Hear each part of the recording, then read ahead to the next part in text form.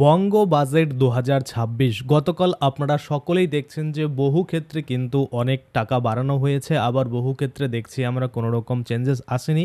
আবার অনেক প্রকল্পের ঘোষণা কিন্তু ইতিমধ্যে হয়েছে, আবার অনেক প্রকল্প কিন্তু যতটা বৃদ্ধি আশা করা গেছিল ততটা হয়নি। তো আজকে আমরা এই ভিডিওতে দেখব যে ডবল ইঞ্জিন সরকার আসার পরে এই যে বাজেট, পূর্ণাঙ্গ বাজেট হলো, সেই পূর্ণাঙ্গ বাজেটে কোন ক্ষেত্রে কত কি বৃদ্ধি করা হলো, বা আমরা জানি যে এই যে বাজেট রয়েছে সেটা কিন্তু যথার্থ ভালো বাজেট হয়েছে। এবার এখানে অনেকেরই আবার মনে করুন যে প্রবলেমও রয়েছে যে মেয়েদের জন্য সংরক্ষণ করা হচ্ছে, মেয়েদের জন্য বাস ফ্রি দেওয়া হচ্ছে, নানা রকমের কিন্তু সমালোচনাও হচ্ছে।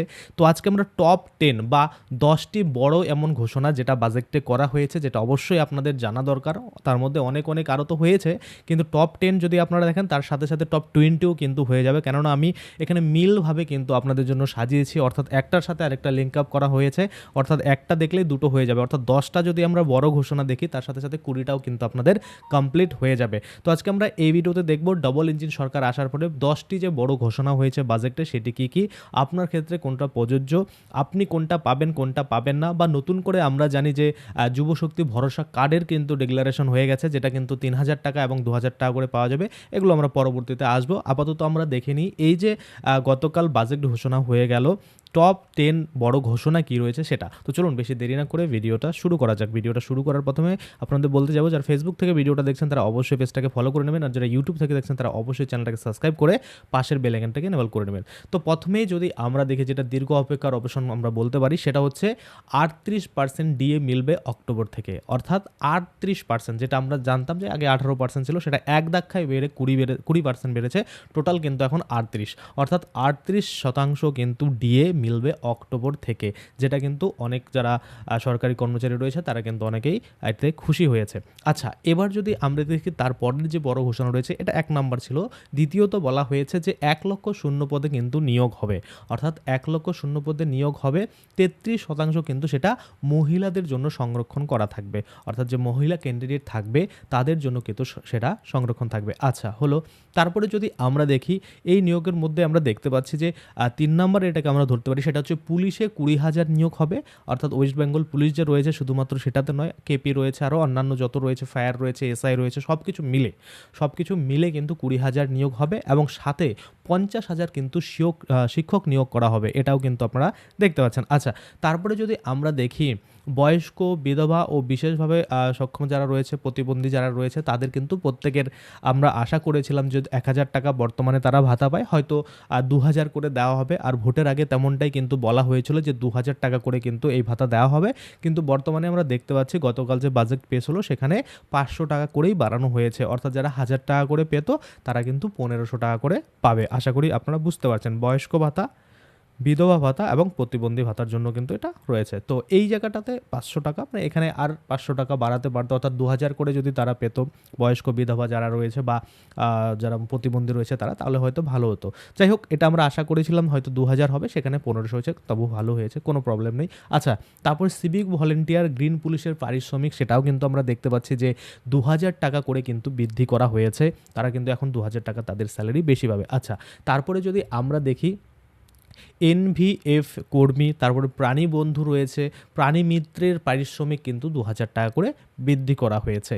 আচ্ছা, তারপরে যদি আমরা দেখি যেটা নিয়ে সবথেকে বেশি এখনও আলোচনা হচ্ছে, সমালোচনা হচ্ছে, সেটা হচ্ছে অন্নপূর্ণা যোজনার বরাদ্দ 36,000 কোটি টাকা। আপনারা অনেকেই বলছিলেন যে দাদা আমরা আবেদন জমা দিয়েছি কিন্তু কোনো রকম আমরা এখনও টাকা পাইনি, আমরা অফলাইন করেছি, আমরা অনলাইন করেছি, আমরা স্ট্যাটাস চেক করতে পারছি না, আমরা কিভাবে কি করব। তো সকলের জন্যই কিন্তু এই যে টাকা বরাদ্দ হয়ে গেছে, দেখবেন 1 জুলাই থেকে আপনাদের অ্যাকাউন্টে টাকা ঢুকতে শুরু করবে। এই যে আমি আপনাদের বলে দিলাম 1 জুলাই, আপনারা কিন্তু 2 জুলাই চেক করে বলবেন যে দাদা টাকা ঢুকেনি, ওয়েট করবেন, এমন নয় 1 জুলাই মানে 1 জুলাই টাকা ঢুকবে। আপনারা অন্তত মাসের প্রথম যে উইক রয়েছে 7 দিন বা 10 দিন কিন্তু ওয়েট করবেন, অর্থাৎ 1 তারিখ থেকে 10 তারিখ অবধি ওয়েট করবেন। 10 তারিখ অবধি যদি টাকা না ঢোকে তাহলে আপনার টেনশনের বিষয়। এবার অনেক সময় দেখা যায় যে 10 তারিখ মধ্যে টাকা ঢোকে না, হয়তো একটু লেটে ঢোকে, কোনো সময় এরকম, ম্যাক্সিমাম সময় কিন্তু মানে সপ্তাহের প্রথমেই ঢুকে যায় বা মাসের প্রথম সপ্তাহে কিন্তু টাকা ঢুকে যায়, অর্থাৎ ধরুন 7 দিনের মধ্যে, 8 দিনের মধ্যে, 10 দিনের মধ্যে টাকা কিন্তু আপনাদের অ্যাকাউন্টে ঢুকে যাবে। তো সেক্ষেত্রে এই যে অন্নপূর্ণা যোজনার বরাদ্দ 36,000 কোটি টাকা করা হয়েছে, সেই টাকা কিন্তু 1 জুলাই থেকে আপনাদের অ্যাকাউন্টে ঢুকতে শুরু করবে। আপনারা নিশ্চিন্তে যারা ফর্ম ফিল আপ করেছেন তারা কিন্তু চুপচাপ বসে থাকুন। আচ্ছা, তারপরে যদি দেখি বিধায়ক তহবিলে কিন্তু অর্থ যেটা 70 লক্ষ টাকা ছিল সেটা বেড়ে কিন্তু এখন 1 কোটি টাকা করা হয়েছে। অর্থাৎ বিধায়কদের তহবিলে যে টাকাটা দেওয়া হয়, যে অর্থ দেওয়া হয়, সেটা 70 লাখ থেকে বেড়ে 1 কোটিতে করা হয়েছে। আচ্ছা, তারপরে যদি আমরা দেখি অঙ্গনারী ও আশা কর্মীদের মাসিক 5,000 টাকা বেতন কিন্তু বৃদ্ধি করেছে। এইটা কিন্তু দেখার বিষয়, কারণ অনেক অঙ্গনারী কর্মী, আশা কর্মী রয়েছে যারা কিন্তু অনেক ন্যূনতম বেতনে কিন্তু তারা কাজ করে যাচ্ছিলেন। অনেকে হয়তো 6,200 কি 250 টাকা এরকম বেতন ছিল। তো সেক্ষেত্রে সেটা বেড়ে এখন 5,000 টাকা আরও তাদের কিন্তু যোগ হবে। এই জিনিসটা কিন্তু ভালো হয়েছে, বা তারা কিন্তু অনেকটাই খুশি যে অঙ্গনারী ও আশাকর্মী যারা রয়েছে তাদের যে পারিশ্রমিক সেটা অনেকটাই কম ছিল, এবার কিন্তু একটা মোটামুটি একটা ব্যালেন্স হয়েছে। তো সেক্ষেত্রে এই জিনিসটা কিন্তু ভালো হয়েছে। আচ্ছা, তারপরে যদি আমরা দেখি দুর্গাপুর, আসানসোল, শিলিগুড়িতে মেট্রো হবে, এটা একটা দারুণ উদ্যোগ। মনে করুন যে এটা একটা, এই যে টাকা বরাদ্দ করা, এটা দারুণ ব্যাপার। মেট্রো হয়ে যাবে আমাদের শিলিগুড়ি, তারপরে দুর্গাপুর, আসানসোল, তো এটা খুব ভালো। তারপরে আরও একটা ঘোষণা, সেটা হচ্ছে যে পুরুলিয়া এবং মালদাতে কিন্তু বিমানবন্দর হবে, যেটা খুবই প্রয়োজন রয়েছে। মানে আমার জন্য তো খুব মানে কাছে হবে বিমানবন্দর যদি মালদাতে হয়। তো সেক্ষেত্রে এই মনে করুন যে ঘোষণাগুলো হয়েছে, এগুলো 10 টপের মধ্যেই কিন্তু পড়েছে। আচ্ছা, তারপরে যদি আমরা দেখি এখানে 1200 কোটি টাকা ব্যয় কিন্তু ভাগীরথী সেতুর যে রয়েছে সেটা কিন্তু তৈরি করা হবে। তারপরে যদি আমরা দেখি ময়েরেশ্বর নদীর ওপর কিন্তু 4 লেনদের যে সেতু সেটা কিন্তু তৈরি করা হবে। তারপরে উত্তরবঙ্গে আইআইটি এবং এইমস তৈরি করা হবে। উত্তরবঙ্গের থেকে মানে উত্তরবঙ্গের জন্য সবথেকে বড় পাওনা যেটা হচ্ছে এইমস। আমরা দেখেছিলাম এর আগেও কিন্তু এইমস উত্তরবঙ্গে হওয়ার কথা ছিল রায়গঞ্জে, সেটা কিন্তু পরবর্তীতে কল্যাণীতে শিফট হয়ে যায়। তো সেক্ষেত্রে এবার যদি মনে করুন এই এইমসটা রায়গঞ্জ বা উত্তর দিনাজপুর শুধু বলছি, নর্থ বেঙ্গলে মনে করুন যে উত্তরবঙ্গে যে কোনো জায়গায় যদি হয়, তো সেক্ষেত্রে কিন্তু অনেক বড় একটা পাওনা। যেটা দেখা যাচ্ছে রায়গঞ্জের এটা এইমস হওয়ার কথা, সেটা অনেক ক্ষেত্রে আমরা দেখতে পাচ্ছি এদিক ওদিক হওয়ার কথা ছিল, পরবর্তীতে দেখা যাচ্ছে যে হয়তো এটা রায়গঞ্জের আশেপাশেই কিন্তু এই যে এইমস সেটা কিন্তু হতে চলেছে। তাহলে এই ছিল টপ 10 বড় ঘোষণা, এবং এর সাথে আমি আপনাদের লিঙ্কেজভাবে দেখিয়েছি আরও 10টা। তো টোটাল কিন্তু 20টা টপ 10 ঘোষণা আপনারা দেখতে পেলেন। এবার এই যে বাজেট আপনার কতটা ভালো লেগেছে বা ভালো লাগেনি, কেন লাগেনি, এই যে 33% মহিলাদের জন্য সংরক্ষণ করা হয়েছে, এটাতে আপনি একমত রয়েছেন কিনা, বা এটাতে আপনি অ্যাগ্রি রয়েছেন কিনা, আপনার কি মনে হয় এই বাজেট কতটা যুক্তিযুক্ত হয়েছে, অবশ্যই আপনার মূল্যবান বক্তব্য কিন্তু কমেন্টের মধ্যে জানাবেন। আশা করি আমার এই বাজেট মোটামুটি ঠিক ভালো লেগেছে। মানে অন্যান্য সরকার যেরকম মনে করুন যে কারচুপির ব্যাপারগুলো রেখেছিল, সেই ব্যাপারগুলো অনেক তুলে ধরা হয়েছে, বা অনেক কিছুই কিন্তু যেগুলো দরকার সেগুলো করেছে।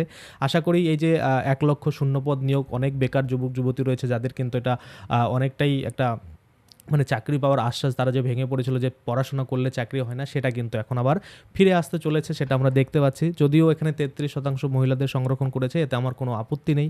আপনাদের কোনো আপত্তি রয়েছে কিনা, বা মেয়েদের জন্য অনেকে কমেন্ট করছে ভিডিওতে যে মেয়েদের জন্যই বাস ফ্রি, আবার মেয়েদের জন্যই 33% এটা ওটা, মানে সমস্ত কিছু আর কি। এই ব্যাপারগুলো তো থাকে, কিছু কিছু পজিটিভের মধ্যে কিছু কিছু নেগেটিভ অবশ্যই থাকবে। সমস্ত কিছু যে আপনার মন মতো হবে বা আপনার মন মতো যে বাজেট হবে সেমনটা কিন্তু নয়। কিছু কিছু জিনিস আপনার ভালো লাগবে, কিছু কিছু জিনিস আপনার ভালো লাগবে না। যেমন আমার ভালো লাগেনি যে বিধবা ভাতা, প্রতিবন্ধী ভাতা, তারা যদি 1,000 টাকা ইনক্রিমেন্ট পেতো তাহলে কিন্তু ভালো হতো, অর্থাৎ 1,000 টাকার বদলে 2,000 টাকা পেতো, তাহলে ভালো লাগতো। সেখানে তাদের জন্য 500 টাকা বাড়ানো হয়েছে। তো এমন হবে, আপনার কিছু জিনিস ভালো লাগবে, কিছু ভালো লাগবে না, আমার কিছু ভালো লাগবে, আপনার ভালো লাগবে না। ভালো মন্দ নিয়েই কিন্তু বাজেট, বা ভালো মন্দ নিয়েই কিন্তু জীবন। তো সেক্ষেত্রে আপনি কিন্তু অবশ্যই আপনার কোন কোন মানে এই ঘোষণাগুলো ভালো লেগেছে বা কোন কোনগুলো লাগেনি সেগুলো কমেন্টে জানাতে পারেন। তাছাড়া আপনি কোন ডিপার্টমেন্টে রয়েছেন, বা আপনি কোন কিসে চাকরি করেন, বা কিসে আপনি মনে করুন খুশি হয়েছেন, কোথায় আপনার ইনক্রিমেন্ট হয়েছে, সেগুলো কিন্তু কমেন্টে অবশ্যই আপনারা জানাতে পারেন। এবার এখানে আমরা একটা জিনিস দেখতে পাচ্ছি, সেটা হচ্ছে একবারে জাম্পিং যেটা হয়েছে ডিএতে, সেটা কিন্তু অনেকটাই আপনারা একটা মোটামুটি দেখতে পাচ্ছেন যে 18 থেকে টোটাল এখন 20 যুক্ত হয়ে কিন্তু 38% দিয়ে অক্টোবর থেকে পাবে। মাস্টাররা কিন্তু পুজোর মাসে এই কিন্তু ইনক্রিমেন্ট পাবে, এবং এই ডেলি অ্যালাউন্স যেটা রয়েছে, ডিএ যেটা রয়েছে, সেটা কিন্তু অক্টোবর থেকেই তারা পাবে।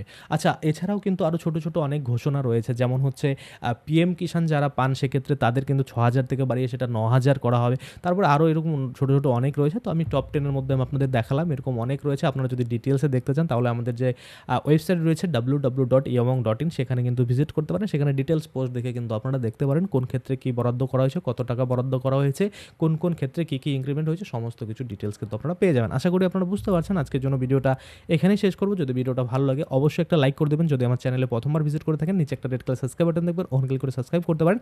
আর সাথে যে বেল আইকন রয়েছে ওখানে ক্লিক করে বেল আইকনটাকে এনেবল করে দেবেন। তাতে করে কী হবে, যখনই আমি এই ধরনের কোনো ভিডিও বানাবো সেটার যে নোটিফিকেশন সেটা কিন্তু আপনার কাছে পৌঁছে যাবে। ধন্যবাদ।